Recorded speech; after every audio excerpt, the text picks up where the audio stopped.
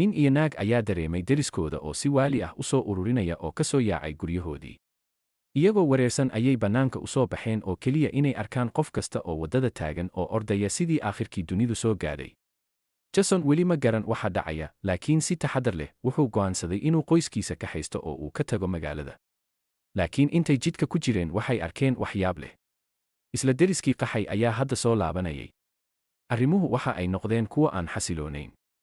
Qoyska Jason ayaa welwelay oo muddo aan dheerayn waxay ku xayirmeen taraafikada. Waa markii ay xaqiiqsadeen in dariiqa keliya ee ka baxa magaalada ay ciidamadu xireen.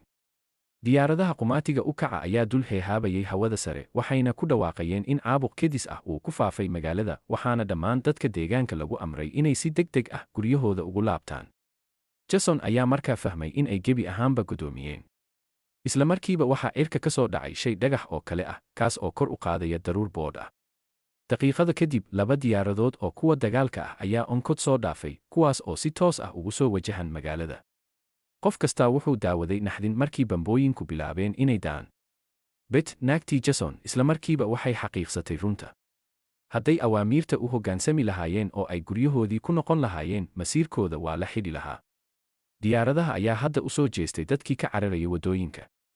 Taasi waa marka qof kastaa ugu dambayntii fahmay. Ciidanku iskuma dayin inay badbaadiyaan. Waxay doonayeen inay dilaan. Beth waxay aragtay dugsi buurta ku yaal, waxayna si degdeg ah qoyskeeda ugu boorisay inay fuulaan. Diyaaraduhu waxay bilaabeen wareegii labaad ee duqaynta, balse nasiib wanaag waxay ku guulaysteen inay ka baxsadaan mawjadaha qaraxa wakhti kadib. Iyaga oo turunturooday oo daalan ayay soo gaadheen dugsigii oo ay si quus ah uga garaaceen albaabkii baska. Markii guuxa diyaaraduhu uu soo dhowaaday ayaa albaabkii cuslaa la xidhay. Fayras noocee ah ayaa ku qasbi kara ciidanka inay qaadaan tillaabo adag. Qoyska Jason way fahmi waayeen, laakiin hadda waxay heleen hoy. Gudaha bakhaarka waxaa yaalay cunto qasacadaysan oo dhacday oo ku filan in ay ku qaadato 3 qof in muddo ah. Laakiin Beth wejigeedu wuu cirooday. Inta ay albaabka xidhaysay ayaa calaacasha laga jaray. Ka waran haddii ay hore u qaaday cudurka. Sidaas oo ay tahay, wakhtigan ma ahayn wakhtigii lagu dul joogi lahaa. Jason wuxuu si adag ugu xidhay albaabkii bakhaarka isagoo leh biro, wuxuuna go'aansaday inay halkaas ku qariyaan in muddo ah. Nolosha dhulka hoostiisa si kastaba ha ahaatee ma fududayn. Maalin walba isku mid bay ahayd. Cunto qasacadaysan iyo biyo dhoobo ah oo ka yimid ceel duug ah oo dhulka hoostiisa ah. Si ay wakhtiga u dhaafaan, waxay ciyaareen kaarar oo way qariyeen. Dunida laga gooyey, qoysku waxay dareemeen sidii iyagoo nool dhammaadka wakhtiga laftiisa. Gabadhooda ayaa ahayd tii ugu horraysay ee nasasho la'aan ku korto. Aabe, ilaa intee ayaan halkan sii joogaynaa, ayay weydiisay. Jason ma helin jawaab dhab ah. Waxa keliya ee uu odhan karo waxay ahayd, marka uu fayrasku baxo oo noloshu ay dib u soo noqoto, markaas uun baan dibadda u bixi doonaa. Weligood may malaynayn in miisaankani uu gaadhi doono ilaa 3 eber maalmood. Inantii yarayd waxay inta badan dibadda ugu sarraysaa muraayadda ee ku dheggan marinka hawasiinta, laakiin mar kasta oo ay aragtay duni dambas ku gubtay, nolol la'aan iyo madow. Si tartiib ah waxay bilowday inay dareento in laga yaabo inay runtii yihiin dadkii ugu dambeeyey ee nool. Beth way u qalbi qaboojisay iyadoo ku dhaadhacsan in laga yaabo in saaxiibadeed ay iyaguna ku dhuumanayaan meel iyaga oo kale ah. Maalin maalmaha ka mid ah, inantii waxay furtay daasad keliya, waxay aragtay isagoo faaruq ah oo dhabarka ka daloolo yar. Wax baa cuntadii xaday. Beth waxay hubisay kaydka hadhay, waxayna ogaatay in hal 2 qasacadood la faaruqiyey. 2 toddobaad oo sahay ah ayaa meesha ka baxay.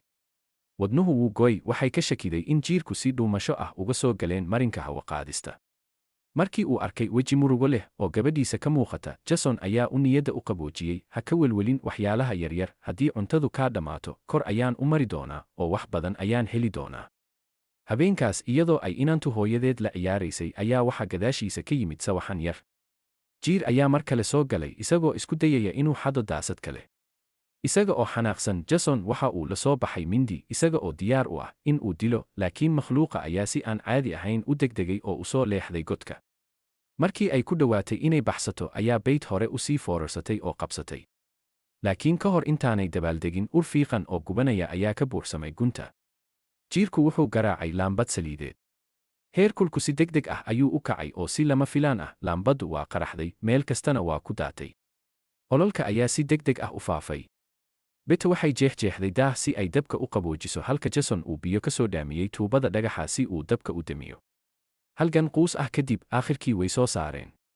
Markii ay u soo jeesteen inay helaan gabadhooda, waxay ku dhuumanaysay sariirta hoosteeda iyadoo eegaysa muraayadda. Qiiq ayaa ka daadanayay marinka hawo-qaadista isagoo ku hanjabaya inuu muujinayo halka ay ku sugan yihiin. Jason wuxuu si hoose u sheegay in laga yaabo in mugdiga habeenku uu qariyo qiiqa. Saddexdoodiiba cabsi bay soo jeedeen. Nasiib wanaag, habeenkaas waxba ma dhicin. Subaxii xigay, Jason waxa uu eegay muraayada oo uu arkay in ay ka madoobaatay dambas. Qiiqu wuu baxsaday, laakiin hadda lakab qaro weyn oo dambas ah ayaa ku dhegay dhuunta, taasoo laga yaabo inay caawiso in la qariyo. Weli waxay go'aansadeen inay nadiifiyaan. Jason iyo Beth ayaa albaabka ka furay, si taxadar leh ayay u dhegaysteen khatarta, ugu dambayntiina dibadda ayay u soo baxeen, inantoodiina keligood ayay gudaha u galeen. Wakhtigu wuu dhaafay, laakiin kuma ay soo noqon. Inantii oo walwalsan ayaa waxa ay fuushay saxaro, waxa ay dibadda ula eegtay muraayaddii milicsiga. Waxay aragtay waalidkeed oo isku dayaya inay xidhaan albaabka bakhaarka, laakiin kadib, meel fog, had madow ayaa ka dul wareegay keynta. Intay argagaxday ayay ku qaylisay aabbaheed inuu gadaashiisa eego, laakiin aad bay uga durugsan yihiin inay maqlaan. Argagax ayaa ku dhacay oo dibadda u soo yaacday. Laakiin mar ay halkaas joogtay, waalidkeed meelna laguma arag. Iyadoo gariiraysa ayay u qaylisay iyagii. Isla markiiba laba gacmood ayaa qabsaday. Waxay ahayd Jason iyo Beth. Degdeg bay ugu noqdeen godkii. Jason waxa uu albaabka ku xidhay looxaan alwaax ah oo uu si adag u xidhay mar kale. Dabadeed aamusnaan buu u taagay oo dhegta dhulka ku saaray. Sare. Waxaa la maqli karay raad raacyo. Raadin culus ula kac ah. Wax la ogaa in ay hoos ku jiraan, inantii yarayd baa baroortay. Beth waxay isku dayday si quus ah inay dejiso iyadoo ku xasisay in buuq kasta uu la macno yahay dhammaadka. Jason wuu ka mashquulay ilaa ay ka aamustay, laakiin Beth indhuhu waxay ku hayeen marinka hawasiinta, welwelkeeduna wuu sii kordhayaa. Si lama filaan ah, shil weyn ayaa ruxay tufaaxdii. Cagaha ayaa sii cuslaaday ilaa ay ka istaageen meel ka sarraysa hoygooda. Jason foolkiisa dhidid baa ka tifqaya. Wixii ay ka baqayeen ayaa yimid. Wax si adag loogu riixay albaabka birta, silsiladaha ayaa si baan u ruxmaya. Way caddaatay in qofka soo galay uu ogaa qof gudaha ku jira. Darbaaxo kastaa wuxuu dildilaaciyey alwaaxdii taageerayay. Albaabka wax badan ma hayn doono. Iyada oo u yeedhaysa geesinimadeeda, Beth waxa ay kor u kacday salaanka, iyada oo adeegsanaysa culayska jidhkeeda si ay albaabka u xidho.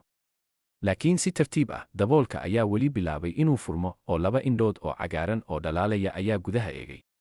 Isla markiiba, Jason waxa uu jebiyey tuubo bir ah oo uu isku xidhay dhexda, isaga oo ku qasbay albaabkii. Cadaadiska sare ayaa si lama filaan ah u libdhay, lamaanahana waxay mar kale xaqiijiyeen gafafka. Inkasta oo ay raadku aakhirkii libdheen, Jason gacmihiisa ayaa gariiray si aan la xakamayn karin. Hadda waxa uu ogaa in dunidu aanay ka buuxan askar aan naxariis lahayn, laakiin sidoo kale bahal argagax leh. Reerkii ayaa jaranjarada agtooda isku urursaday, rajo la'aan iyo daal. Meesha ay ku dhuumanayeen waa la kashifay. Weeraro badan ayaa iman kara daqiiqad kasta. Oo runtii ugu dhaqsaha badan, qaanadaha qolka kaydinta ayaa bilaabay inay ruxruxaan, oo ay ku xigto dhawaaqa tallaabooyin aan tiro lahayn oo kor ku xusan. Sidii raxan ah ayay isu urursadeen oo weerar baan ku qaadeen. Markaan albaabkii birta ahaa wuu baxay. Indho dhalaalaya oo aan tirin lahayn ayaa ku dhaygagay godka mugdiga ah.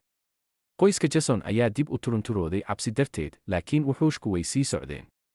Jason waxa uu tuuray laambadii saliidda oo uu ku xooray armaajo albaabka hortiisa, laakiin wakhti dheer ma qaadanayso. Markaas ayaa gabdhahooda ay arkeen meel godka laga sii daayo oo dhulka ka furan. Jason wuu furay, isaga oo xaaskiisa iyo ilmahiisa ku qasbay. Laakiin markii uu damcay inuu raaco, marinkii cidhiidhiga ahaa ayaa ku xanibay. Waxa uushku ilbiriqsiyo u jiray. Isaga oo quus ah, Jason waxa uu kala gooyey cududiisii oo wuu xoroobay. Beth waxay la soo baxday xooggeedii oo dhan, iyadoo ku sigtay inay dibadda u baxdo markii cag weyn oo cidhiidhi ah ay ka dhex qaraxday ololka oo ay qabsatay. Jason wuxuu ku qayliyey Beth inay difaacdo gabadhooda ka hor inta aan dib loogu soo celin godka.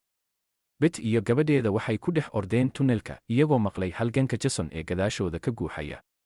Waxay ogaatay inuu wakhti ku iibsanayo noloshiisa. Waxa ay ku soo dhaceen meel bannaan oo keliya si ay u arkaan jidkoodii oo gidaar aad u weyni xidhay.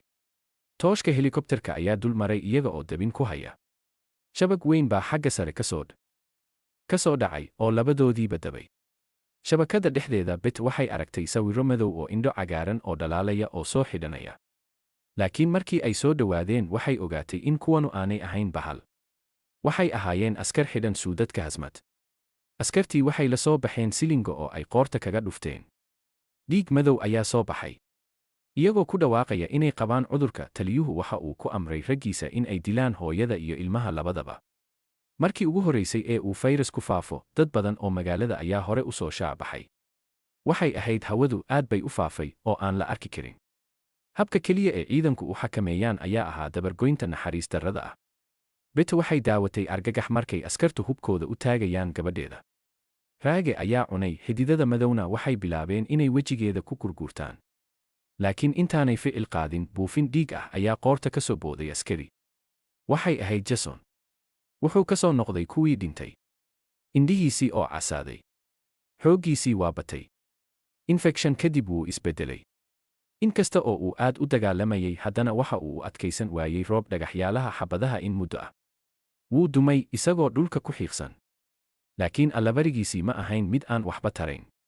Intii ay fowdada socotay, Beth iyo gabadheeda waxay ku guulaysteen inay ka baxsadaan shabaqa. Askartu way kala firxadeen si ay u helaan. Iyadoo aan ogayn in Beth lafteedu ay bilowday inay isbeddesho, ayay gowracday dhowr ka mid ah, laakiin ugu dambayntii waa la garaacay oo waxay ku dul dhacday saqafka sare ee gaadhiga. Inanteedii oo had ku qarsoon ayaa wax walba aragtay. Inantii oo cadho ka batay ayaa iyaduna bilowday in ay isbeddesho, iyada oo ku booday askari ujeedo dilaa ah.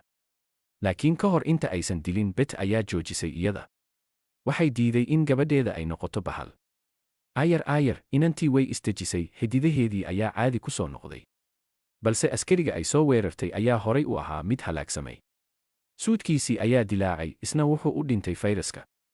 Jason, oo aad u dhaawacan, ayaa eegay gabadhiisa markii ugu dambaysay, isagoo ku macsalaameeyey qaabkii uu yaqaanay ka hor inta uusan indhaha xirin weligiis. Isla markaas waxaa timid helikobtar kale.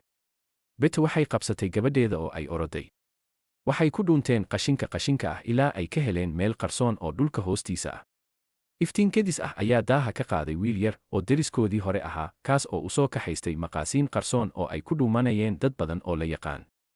Dad aan tiro lahayn ayaa lagu qasbay inay u noolaadaan sida jiirka gudcurka si ay u badbaadaan. Qoyska Jason waxay ku qaadan jireen maalin kasta inay ka cararaan wuxuush. Haddana run ahaantii, marka loo eego indhaha adduunka aan cudurka qabin, iyaga laftoodu waxay noqdeen daanyeerka. Oo haddii aad fiiro gaar ah u yeelato, waxaad ogaan lahayd inay mar walba og yihiin inay cudurka qabaan. Taasi waa sababta ay uga digayaan gabadhooda in aysan weligeed xanaaqin, sababtoo ah xanaaq ayaa keenay isbeddelka.